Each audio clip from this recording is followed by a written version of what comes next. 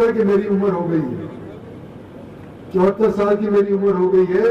लेकिन सारे दिन के प्रोग्राम करने के बाद आज जब मैं आपके गांव के अंदर घुसा तो पाव भर खून मेरा वहीं बढ़ गया था जहां से मैं दाखिल हुआ था। प्रोग्राम करने वाले आयोजकर्ताओं को मैं दिल से, अपनी दिल की गहराइयों से शुक्रिया अदा करता हूं कि तुमने मेरा राह आसान कर दिया, कल के लिए मेरे को नई ऊर्जा दे दी। साथियों, भारतीय जनता पार्टी की तरफ से तीसरी बार आपके बीच में आपका समर्थन लेने के लिए आया हूं। दूसरी बार जब मैं आया था तो आपके गांव के बीच के अंदर कार्यक्रम हुआ था और सारे गांव ने उस टाइम के ऊपर भी मिलकर के मेरा समर्थन करने का ऐलान किया था। आपने जिताया था, 4 लाख के करीब वोटों से मैं जीता था। लेकिन भाटी जी, एक चीज याद करना आप भी भूल गए कि जब मैं इलेक्शन जीता तो उसके तुरंत बाद कोविड आ गया।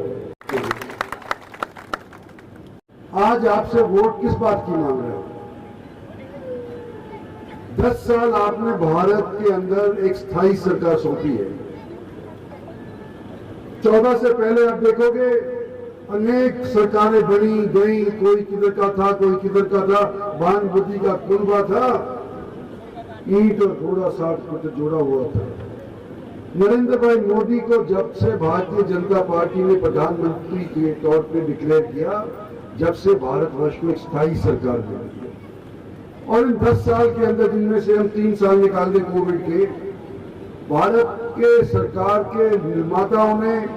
आप लोगों ने देखा होगा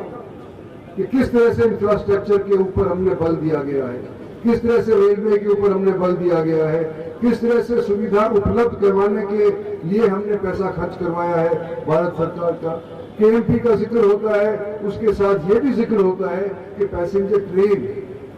भारत सरकार की तरफ से कुंडली मानेसर पलवल वाले जो केएमपी है, उसके साथ आज के दिन पैसेंजर ट्रेन यानी कि ऑर्बिटल रेल कॉरिडोर की योजना आज के दिन चल रही है। और कम से कम ताउडू वाला जो क्षेत्र है, वहां पर तो थोड़े ही दिन के अंदर रेल की सीटी बच जाएगी, पैसेंजर रेल की सीटी बच जाएगी। लेकिन पैसेंजर रेल की सीटी ही नहीं, वहां पर तो आज के दिन ये डेडिकेटेड रेल फ्रेट कॉरिडोर की भी हम बात करें तो उचित होगा, क्योंकि 2 लाख करोड़ रुपए खर्च करके भारत सरकार ने डेडिकेटेड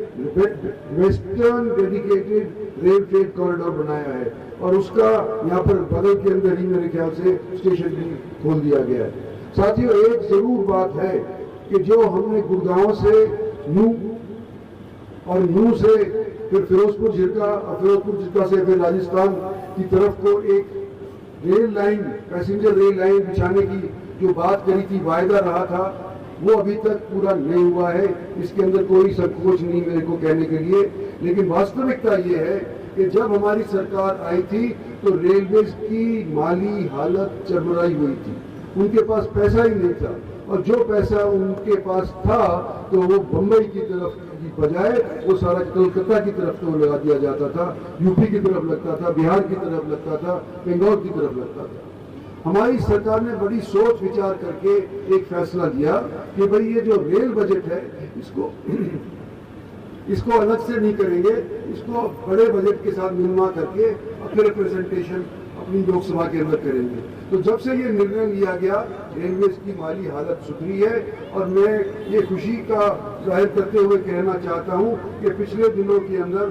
गुड़गांवा नू फिरोजपुर झिरका वाली जो रेल लाइन है पैसेंजर ट्रेन, उसका खाता खुल गया है। हमने भारत सरकार के अंदर इसका खाता खोल दिया है। आने वाले जो 5 साल है इसके अंदर यहाँ पर भी रेल की सीटी बजेगी और आप यहाँ के लोग जो है रेल से सवारी